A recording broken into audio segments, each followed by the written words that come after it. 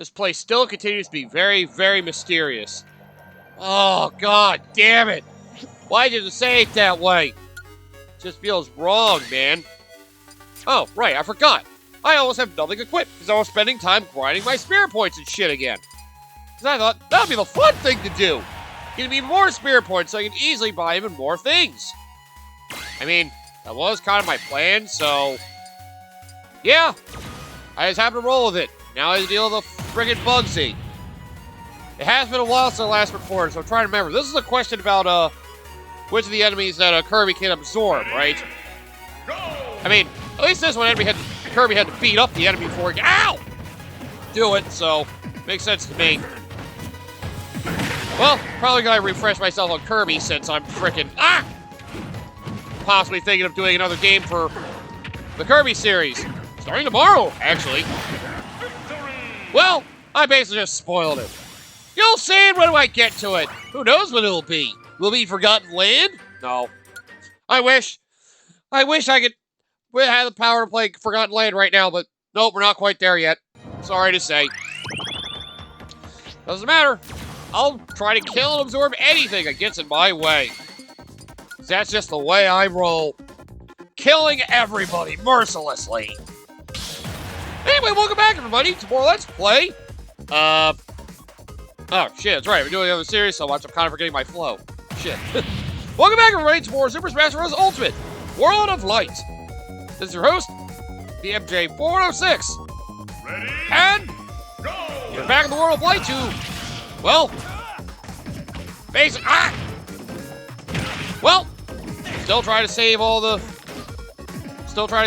from the mess that frickin', well, we beat Kaleem a long time ago. We're still trying to get to Darkon. However the hell we're going to do that? I mean, all we've got are these other worlds to explore that he has summoned for us. And for some reason, he decided that testing our brains was a great idea for a fun quiz game. Speaking of which spirit fought alongside Alucard to defeat Dracula? Oh, boy. I did just start the frickin', yeah, I did just start the, Castlevania Anniversary Collection, didn't I? I should know anything! Gabriel Belmont. I have no idea who the heck you are. Nathan Graves. I have no idea who the heck you are. I don't know the Castlevania series like that, man. Who the heck do you think I am? Oh, God. Get Dracula. Yes, he went to fight Dracula. He did! If that is what that is. I'm not gonna worry about it. Instead, Snacks! It's gotta be you. Oh, right! Aren't you the protagonist? Oh, God, it's a 4-star. Oh, jeez. I'll say, if I remember, he's the protagonist of Castlevania 3, right? Yeah. That's the one the anime was based on, too. Right, Trevor Belmont. He was basically the first Belmont, I think. And then he, yeah, basically helped stop Dracula. Well, I don't know if all the plot points mentioned in the Castlevania anime are particular to the game, like, you know, Dracula having a loved one that he cared for because she actually showed interest in him for some reason, and then he decided that, you know, that it was actually, you know, worth being around for her because he was one of the few things that gave her excitement in life, and then the humans took her away from him, so he decided to get vengeance on the humans. It could just be the TV series come up, flexing their creative muscles and trying to give him a reason for the plot. Ow! Oh, God, I see. These are all referencing, basically, friggin' Trevor's companions.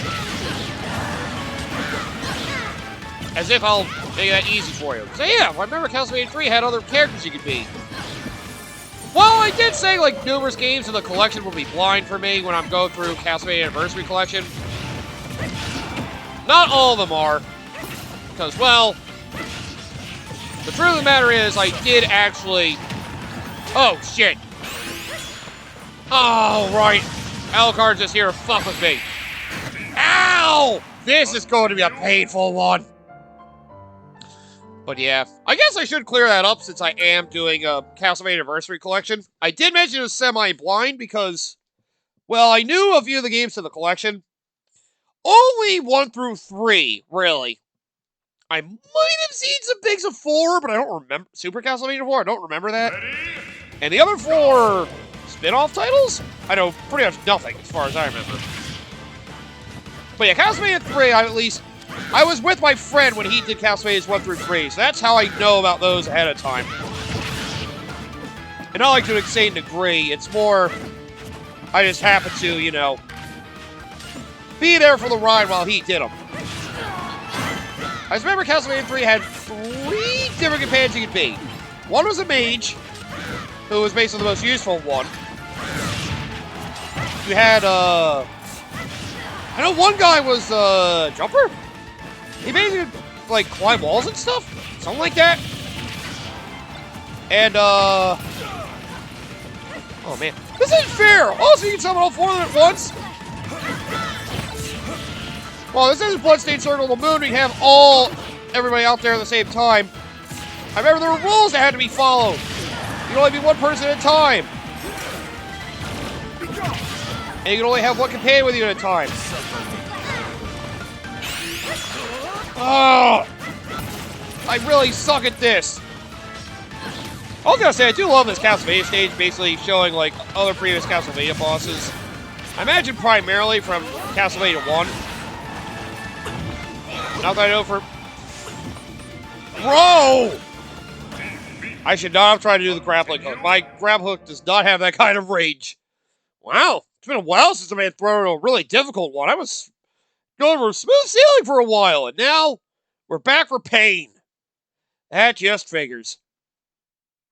But yeah, there's the mage. Basically really good attacks to my memory. There's the one who can basically jump high and climb on walls. And, Alucard. I was gonna say, how can I forget the last one? It's Alucard. I remember my friend Conan 1001 wasn't really a big fan of Alucard. I think he transformed into a bat. But other than that, he wasn't really that good. So, oh good! Got rid of you before the mage showed up. Gotta be smart, get rid of your companions before you make an appearance. If I can do that, I can make things a lot easier on myself. Oh, nice attempt at a counter, bitch. Oh, God. I just have to make sure I do not get caught up in any stupid games. Oh, thank you for dying. All right, good. If I can be smart, I can win this just fine. But Alucard. For a moment, I thought Alucard picked up the eye. I was like, what?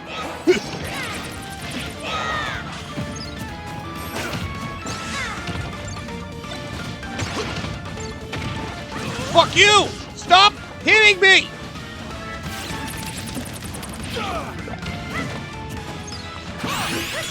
Yes! There we go! Hey, Alucard, try to save Simon from this shit. And Trevor. Well, it's Simon Belmont. It's the same kind of Belmont, basically, just out of the line. Oh, there we go. Getting rid of the other ones made it a lot easier. But yeah, it is kind of cool you can come a single platform where basically numerous characters can have their uses. I always did appreciate that. It's some old school gaming. You may have had a main character the game was designed around, and it was clear the main intention. But at the same time, it's always nice to give other characters a chance to shine. Because, you know, you can kind of prove your gameplay loop to work in numerous ways. And each, like, different flavor gives it a unique experience that players are encouraged to try.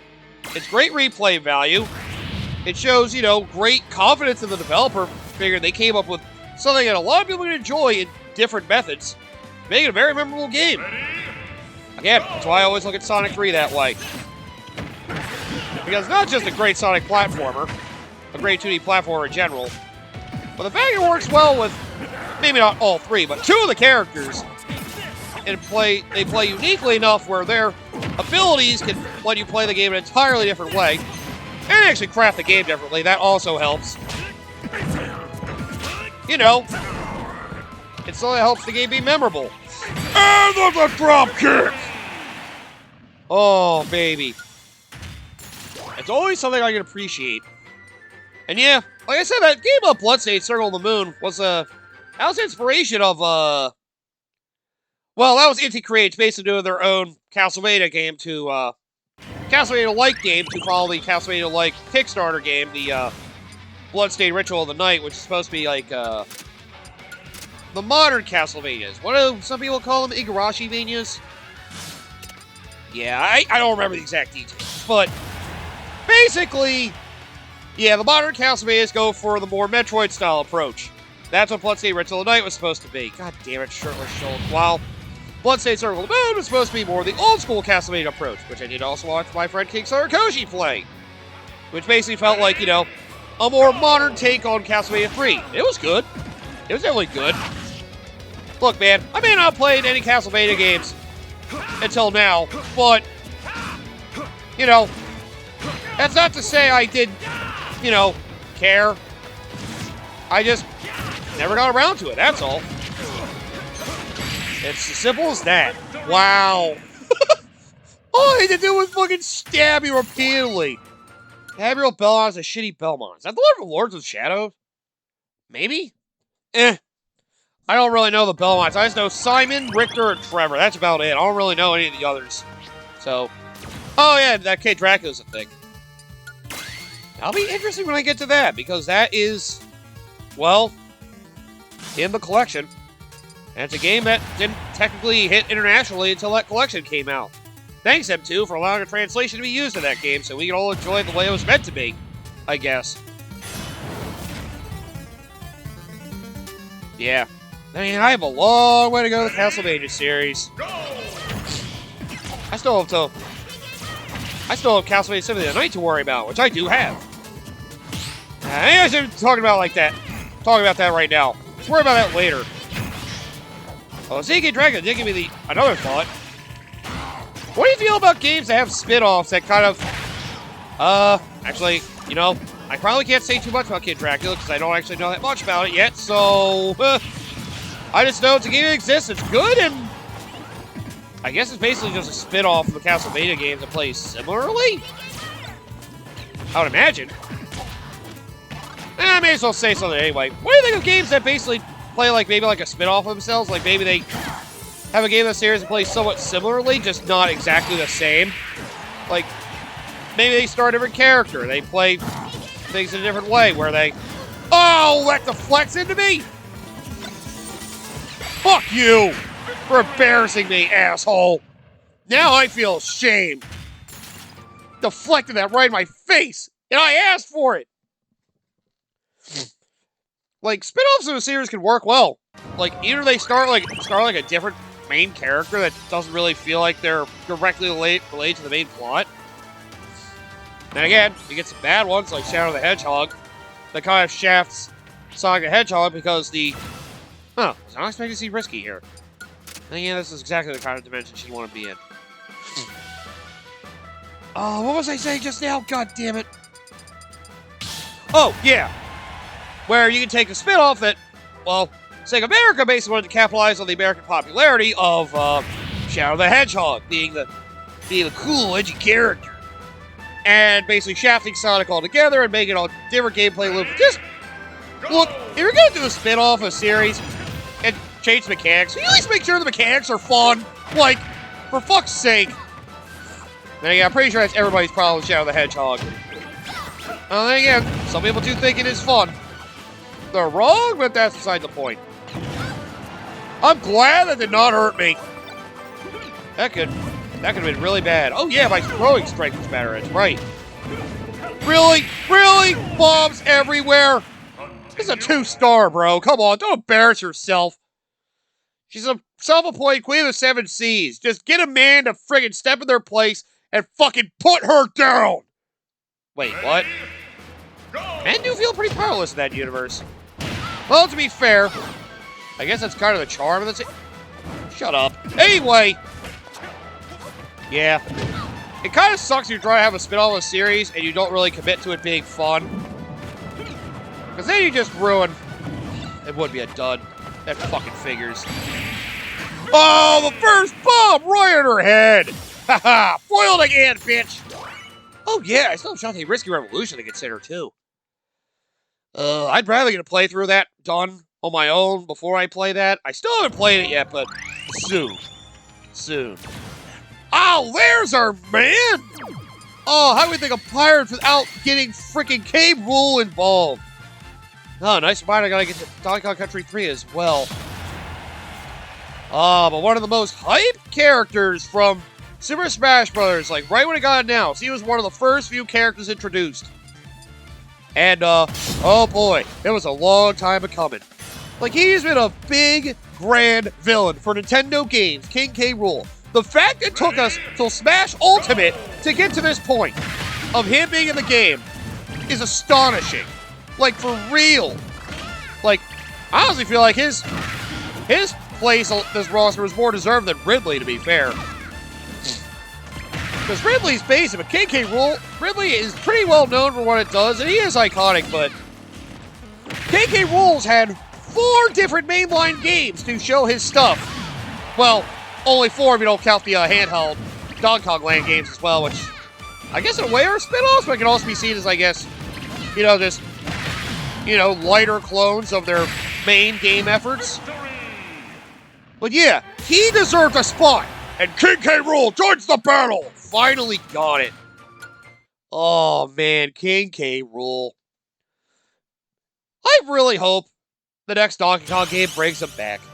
Like, don't get me wrong, I get that Nintendo was trying to respect all the work that Rareware had done with the Donkey Kong Country series, and they didn't want, you know, spit in their faces by basically working on the series in their name.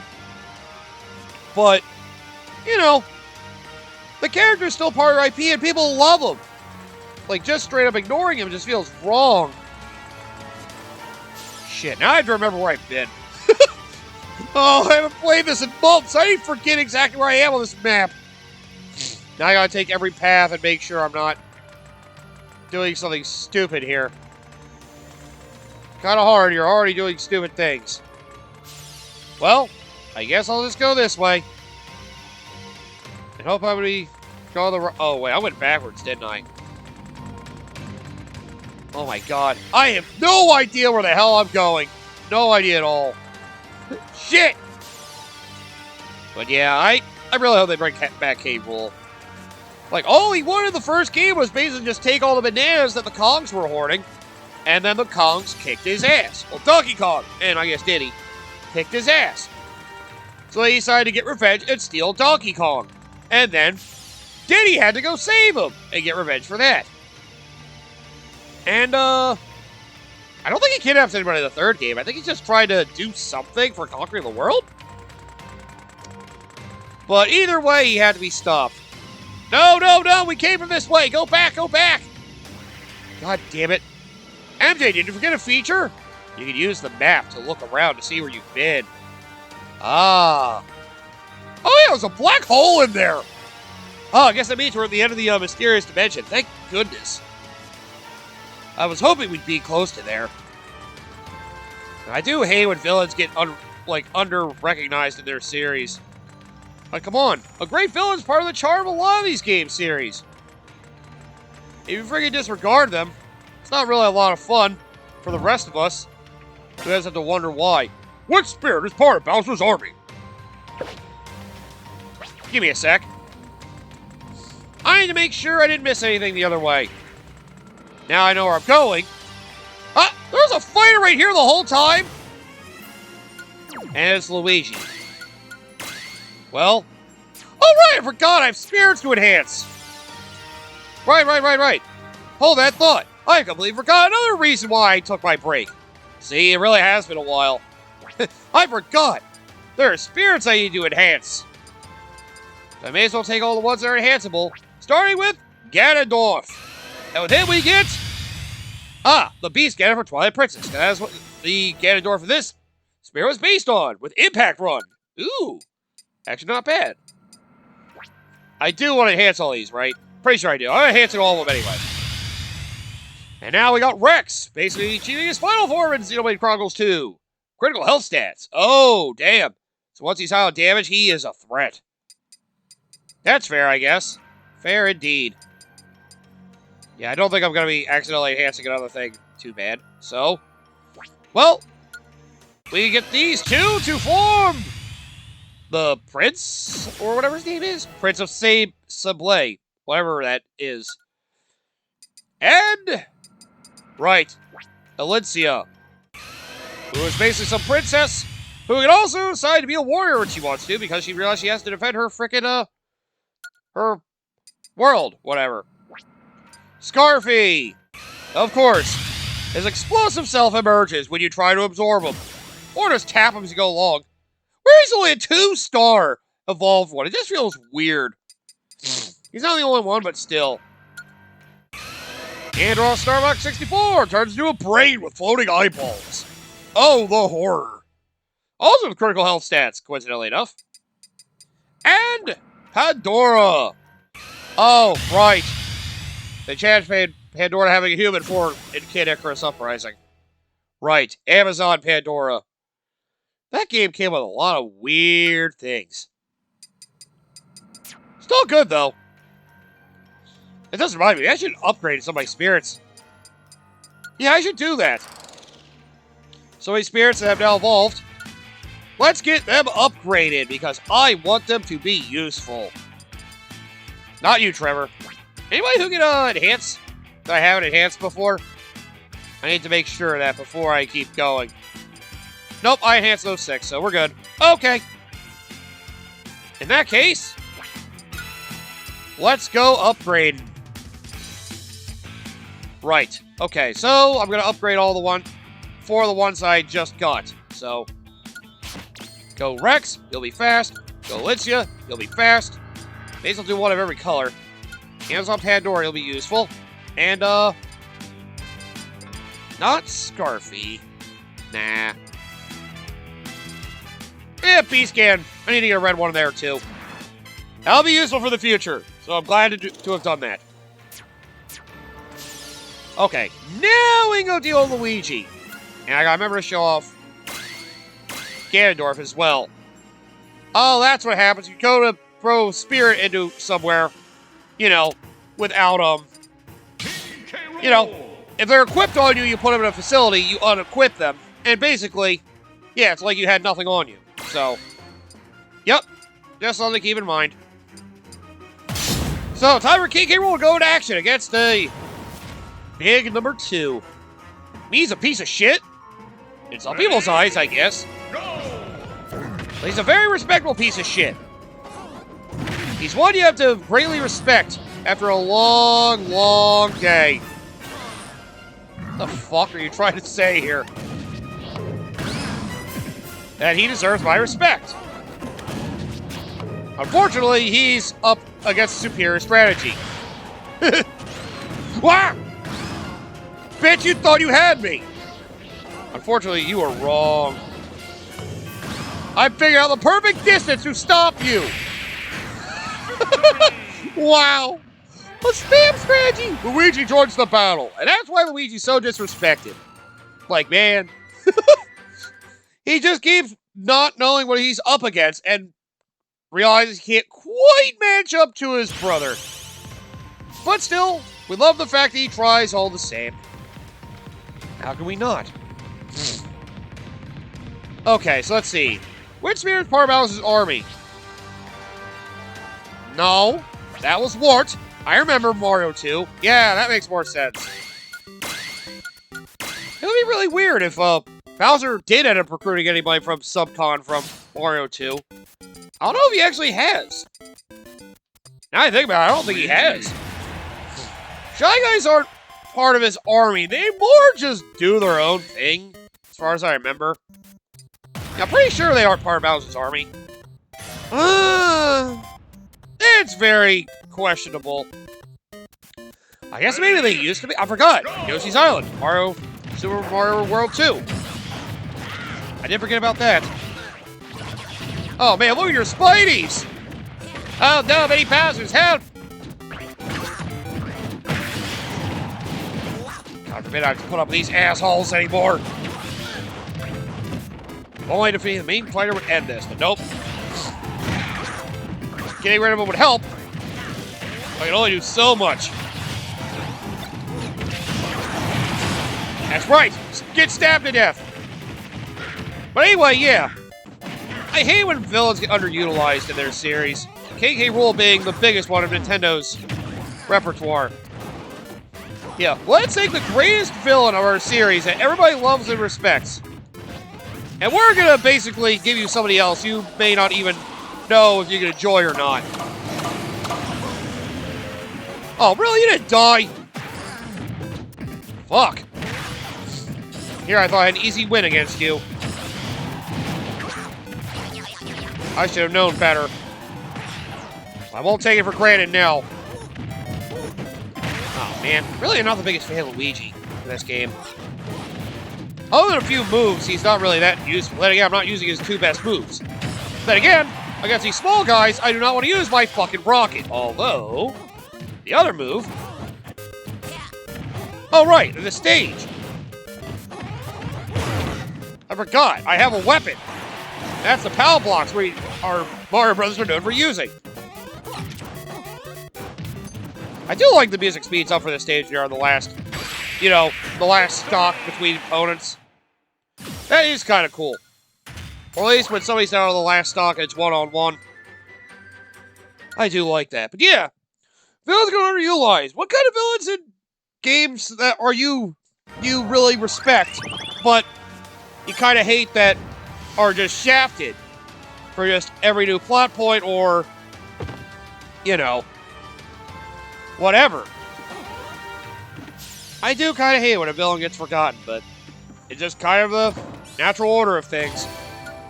More snacks. I'm glad I'm getting all these questions right. Then again, I'm remembering it from my previous days, so I guess it's kind of hard to get it wrong at this point. Alright, try all the new characters, so now it's time to go back to random. I mean, I guess you could go the opposite side of the coin. What other villains are overutilized? I don't know if I really have one for that either. Like, is there a villain that's a recurring villain in a series for no reason? Because that can always be a pain in the ass in some series. Like, I don't know if there are too many games that do that, unless they feel like they have to shoehorn their villain in the last minute just so they have him there. I guess there are times Mario has technically done that, like Mario Sunshine. Would have been cool if they went on the idea that Bowser was gone and Bowser Jr. took over. But nope, the last minute they decided, oh yeah, Bowser's still here. Like, it sucks when they just throw it back in. Like, don't get me wrong, I like Bowser. It's just, you didn't do anything involving related to Bowser other than Bowser Jr. wanted revenge on his behalf. Just shoehorning him in right at the end. It's just bullshit, man. It's just bullshit. It really is. Oh, right. I guess I should still send some of you out in order to get stuff that I need. Of course, I'm going to send all my weaklings to do it, because I do not want to lose my shining stars when I go up against the big fights. Well, yeah, assumptively when I go up against the big fights. I should send out green for good measure. I'm trying to think of a game that really did that I played recently. Kirby's the exact opposite of that. You'd think DD would be the villain more often than he is. But he's only really been the villain of a game, like, twice? 3 times? Yeah, and those were all early on. Like, main villain, Kirby's Dream Land, he was the final boss. Makes sense.